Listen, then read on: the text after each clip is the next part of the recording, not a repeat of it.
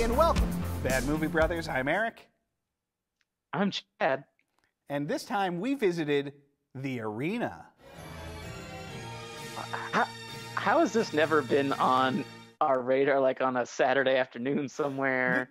This is the epitome of a Saturday afternoon movie. This is like early Sci-Fi Channel, maybe like USA Network.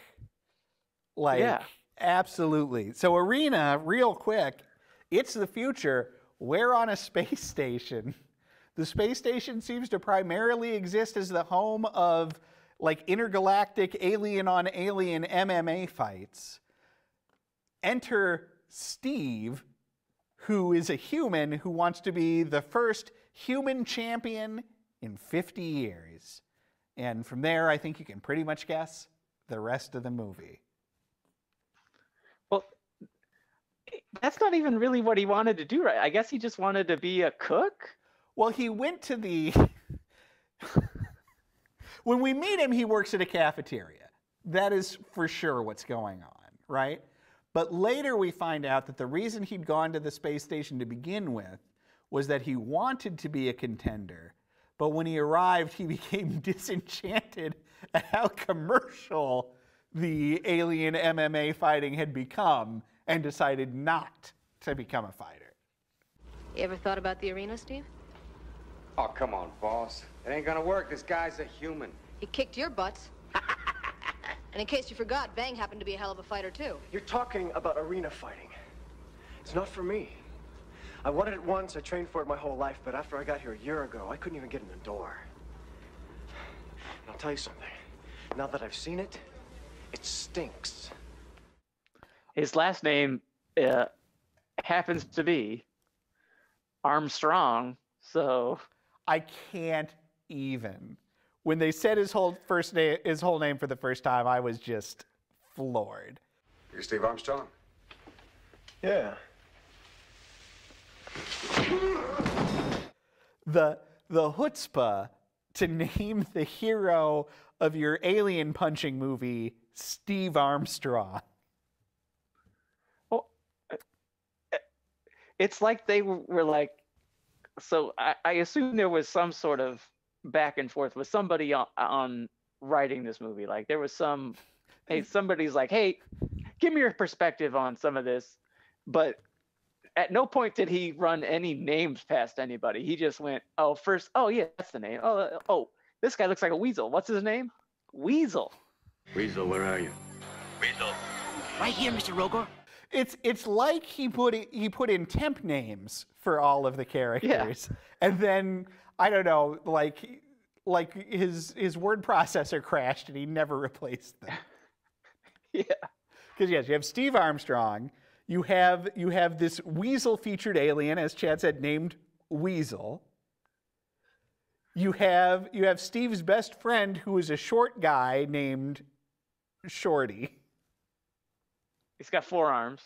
Yeah, why he wasn't named like Four Armsy, I don't know. Why he's not Armstrong, I don't know. The current alien champion has a horn on his head, so his name is Horn. Horn. And there's another henchman with like a robot skull, and his name is Skull. Yeah, and then the one alien we see can like spin around. I guess. So his name is Spinner. Yeah. Oh my goodness. I thought this movie was a lot of fun. It's really stupid. Really stupid. It's aggressively stupid. And but it was one of those reasons that I'm watching it, and I was having a pretty good time, and then I thought to myself, if this was an episode of Star Trek, it would be a really bad episode of Star Trek. Like it is really bad. But it's somewhat charming in its badness. They spent so much money on alien costumes. It's crazy. Which is really one of the things that really does knock it up a notch. Is I'm not going to say that the aliens look great. No. But it isn't like a bunch of guys with like silly putty on their foreheads. These are like proper aliens. Yep. They're not the greatest looking. Now, this is a movie For fans of bad movies and cheap sci-fi movies, this is a Charles Band movie. And if you're familiar with Charles Band, you know exactly what you're getting out of this. He produced The Shrunken City is another movie of his that we watched for this show. But he's done great movies like Reanimator and Castle Freak. And he also did like all of like the Puppet Master movies and the Demonic Toy movies and all kinds of, 80s, 90s direct-to-video, stuff. His stuff tends to be a notch above, though, and these aliens are a really good indication of that. They're not big-budget aliens, but they are weird-looking aliens, and sometimes that's enough. Yeah, they spent a good amount of money there. They didn't go too crazy on the voices, though. I think they had the same guy do all the voices. Okay, Stitches, one more round. Do I have to keep imitating Horn? The guy's an animal. Hey. One more word out of you. Back him. Get moving. Come on, lizard lips. They did have the same guy do all the voices. They're all Frank Welker. There you go. Famed voiceover actor who has been the voice of Fred on Scooby-Doo since the 60s. He's also the guy when anytime you're watching a movie and you hear like a dog, it is probably Frank Welker. Mm. Very talented voiceover actor who in this movie mostly just does voices like this.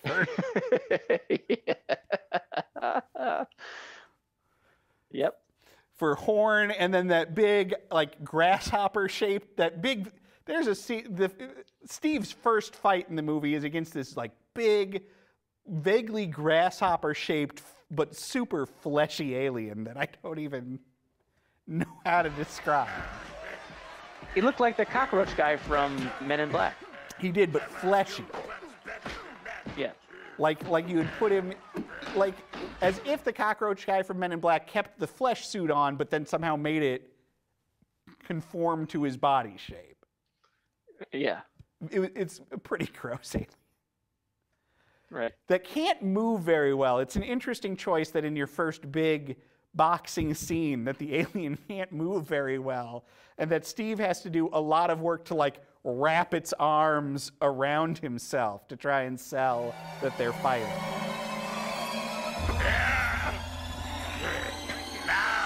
Now, the plot of this movie is basically that Steve gets in a fight in the cafeteria. He and Shorty lose their jobs. And in order to make it, I don't know, they somehow get in bad with the guy who, I don't know, he doesn't own the space station, but he's like a rich guy on the space station. Criminal element. And so to make enough money to like pay him off, Steve becomes a boxer. Right. And the guy he beat up was supposed to be the next boxer guy for the group that he is with. Right. Like a fish man. He beats up like a fish man. Yeah. And so he ends up, and so rather than, because the bad guy wants him to become, well, I guess the bad guy doesn't want him to become his boxer, he just wants the money. It's a weird thing, yeah. It's a weird way to do your movie because the bad guy is also a boxing promoter, but he doesn't want Steve to be his boxer. So then Steve goes to the good boxing promoter lady and becomes her boxer to pay off the evil promoter rather than like work for him and like have to take a dive or whatever. Yeah, but the whole construct of the fighting league doesn't make sense to me because I know. What are you talking about? This movie, the logic in this movie is ironclad. I don't understand the handicapping system. Then how does anybody win the fight if they're making them equal? I don't. Well, so the handicapping system, which is a huge part of the plot of this movie, yeah, is that above the boxing ring, there's two lights. There's a red light and a blue light. Yep. And these lights somehow weaken one of the two fighters so that they have roughly the same physical strength. So that a human can enter the ring with a big flesh bug alien and have a chance against him, as opposed to being immediately overpowered, right? But that's how it is in boxing. Like, you don't let a lightweight guy fight a heavyweight guy. Yeah, okay, that's fine, but that's not what they're doing. No, they're using a ray to make the heavyweight guy into a lightweight. Ridiculous. What?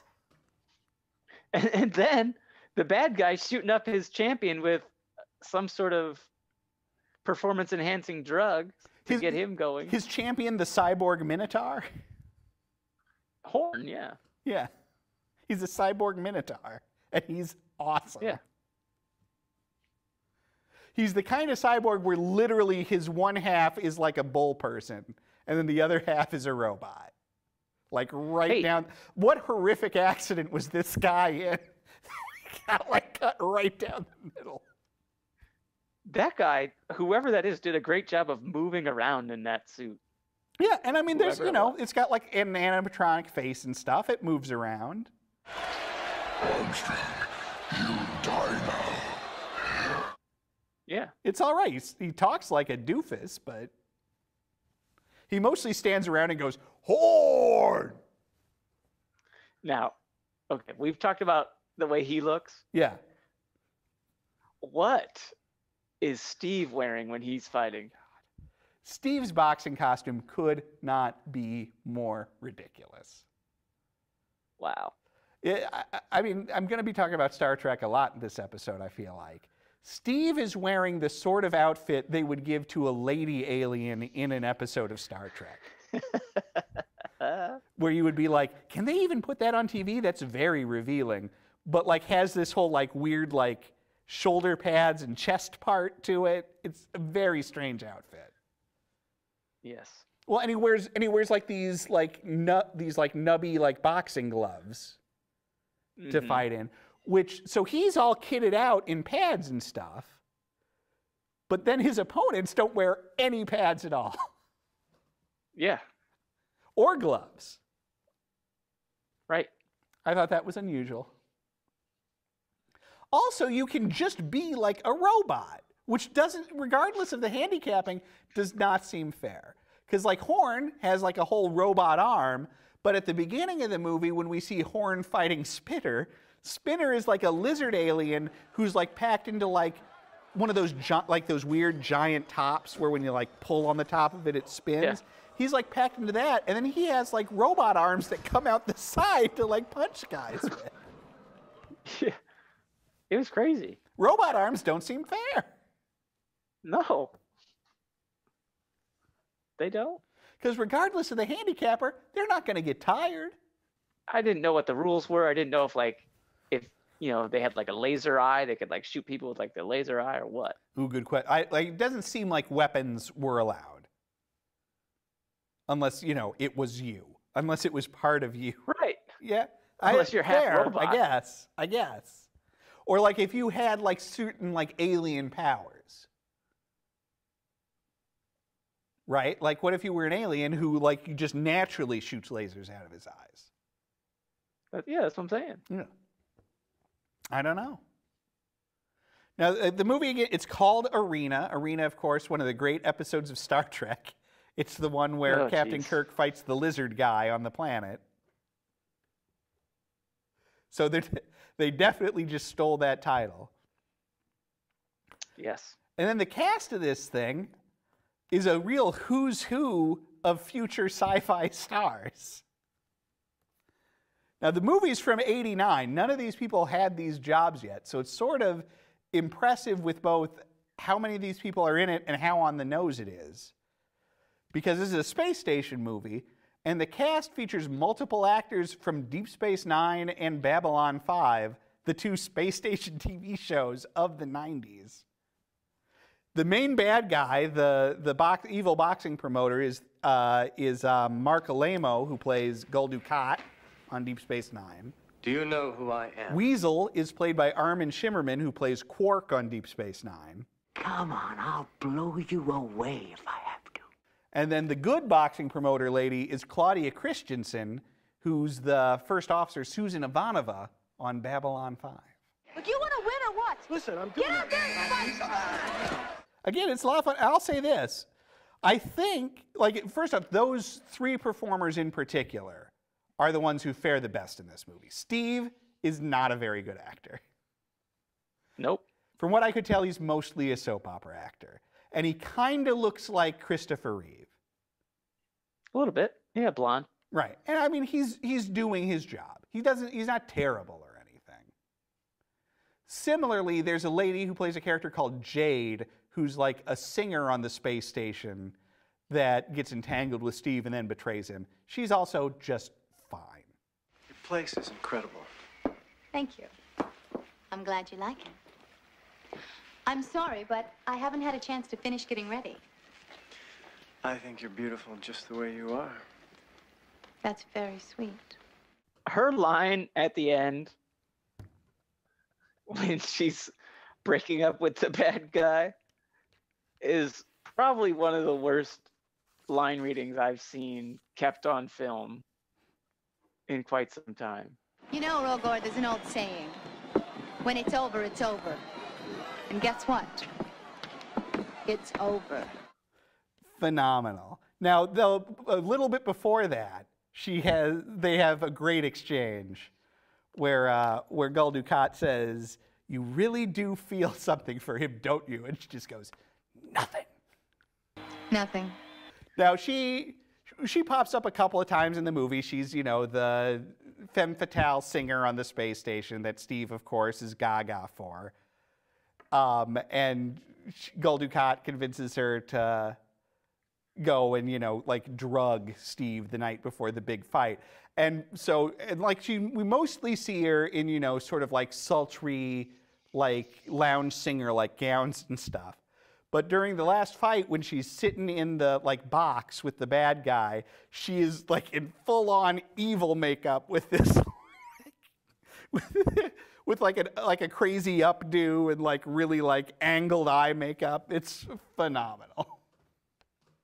Yes, it's like a young Cruella de Vil. Yes. And don't worry, kids, she gets her comeuppance at the end because she does leave the bad guy to go be with Steve, only to get punched in the face by the good wrestling promoter. Now, when she meets Steve, Yeah. Who is she? Jade, Yeah. she's gambling at like the casino of the ship. Yeah, because there's multiple like Mos Eisley Cantina moments in this movie where you go into like a restaurant with a bunch of weirdo aliens. And they clearly wanted like a new futuristic game. Yeah, yeah. But literally all she's doing is like, it seems like all she does is roll the ball to the guy, like the dealer guy, and then he just rolls it back. It's like they're playing like giant roulette. I guess. But they couldn't afford to show you the inside. So yeah, she's just like sliding this giant ball around the side of a table. Yeah. It's pretty good. Ridiculous. It's pretty good. But Denny, I think that those three, Mark Alamo and Armin Shimmerman and Claudia Christensen, they're all doing pretty good. Like Claudia Christensen in particular, like really knows what movie she's in, and like really like sells it. She brings a lot of like Kirstie Alley and Cheers energy to the role of just sort of being this like brassy wrestling promoter. Okay, clear your head, kid. Look, you know who you are? Why don't you give me a hint? Not funny, okay? Look, if you lose this one, there won't be another human champion for 50 years. What? That's real encouraging, Quinn. Look, just go out there and take control, okay? Whatever you did to Bang, go do it to Sloth, okay? Right.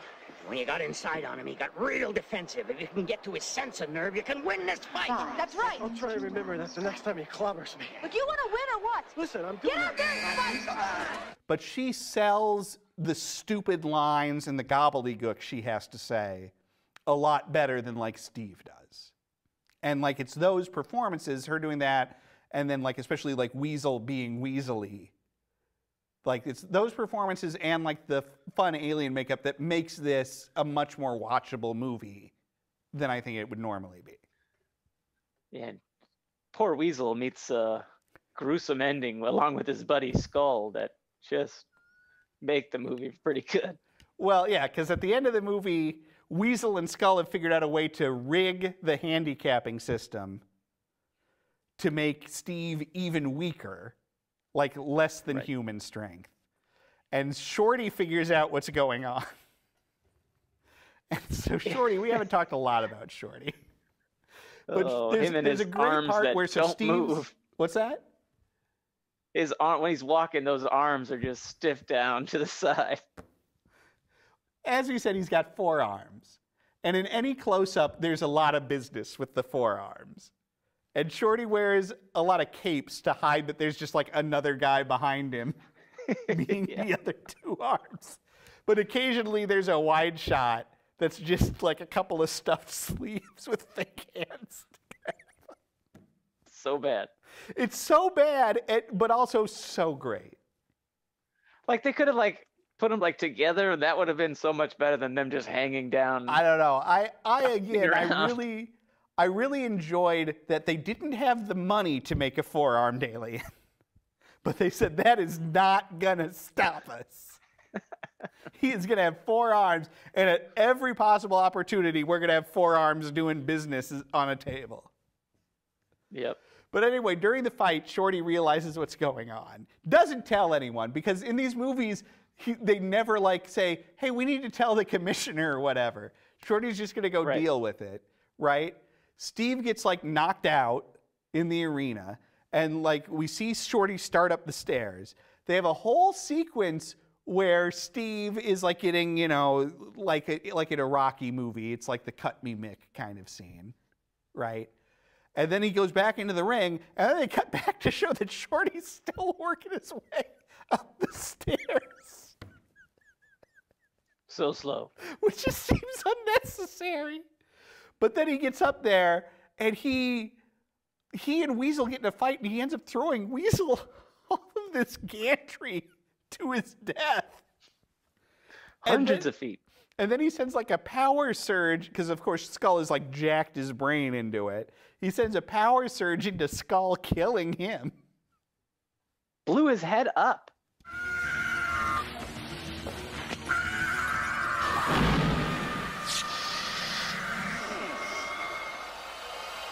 In a movie that, I mean, it's violent in that there's like phony baloney alien wrestling going on, but I don't know that anybody has died at this point in the movie. No. They even go to great lengths to show us like the fish man in like a neck brace later on. He's now a fan of Steve's. Well, yeah, everyone, because he's the first human champion in 50 years, and everybody loves him. Ever since Marcus Diablo won it. But still lives on the station in like the station gutters for some reason. Yeah, the tubes. Hey, Shorty, was that Marcus Diablo? Same. He was the last human champion, but that was what, 50 years ago? All those guys were contenders. That was when the game meant something. Now it means nothing. Oh. I wish I could have been a part of it. What makes you such an expert, Rook? Again, I don't know how this didn't air immediately after cartoons on USA on Saturdays or whatever. I'm sure it did. I just don't know how we missed. I can't imagine this wasn't on heavy rotation on the Sci-Fi Channel. Like, coming up next, Children of the Corn 6, and then Arena. Yeah, like that crazy rollerblading, like American Gladiators show, and then this. I haven't thought about that show in a long time. Here's what we're gonna do. We're gonna watch California Dreams, and then it looks like the movie of the weekend movie is Arena. Pacific Blue, put that in there. Sure. Weird Science TV show. That was good. Yeah. Or hey, you're up late. Duckman just finished, and now this thing Arena's on USA Up All Night. Let's watch it. Duckman. Okay, all the people we alienated with that. What? Who did well, we they're not going to keep. These Duckman? people don't know. Oh, you mean they the viewers? People know Duckman. Yes. They don't know. People absolutely know Duckman. Anybody watching this probably knows Duckman. Anybody who's gotten this far into this episode. It's like, oh yeah, Duckman. Gotta go see all of that. Oh, what was the name of the pig? I can't remember the name of the pig. Honey, what was the name of the pig in Duckman? Oh, she's not gonna know that. I want to say. Don't ask her. I want to say Penfold. Oh, okay, that sounds familiar. Right? That's definitely somebody's name in something. Yep.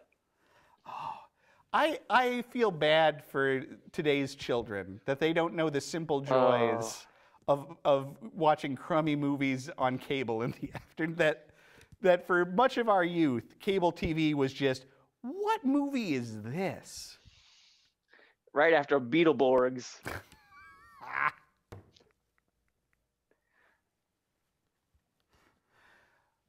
VR Troopers and then Arena. VR Troopers. Yep. Oh, man, did you tape Reboot? I wasn't up in time to watch Reboot. Did you tape Reboot? Hey, do not blaspheme Reboot. Well, yeah, so where should you think we should put Arena? You know, it's got to be higher than the middle. Yeah.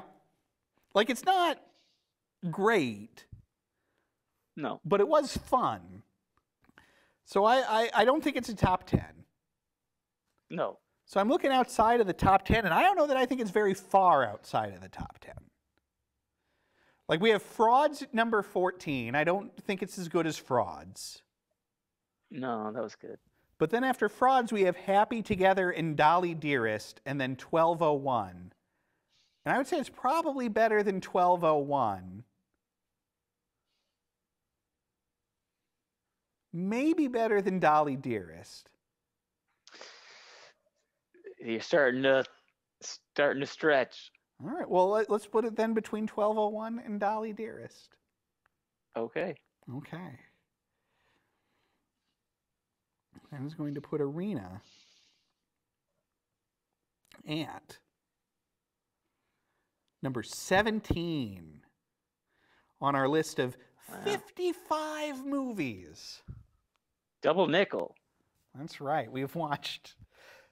It's disingenuous to say we've watched 55 bad movies. We've watched much more than 55 Many more than that. Bad movies. Many more than that. I'm 40. I have seen a lot of bad movies.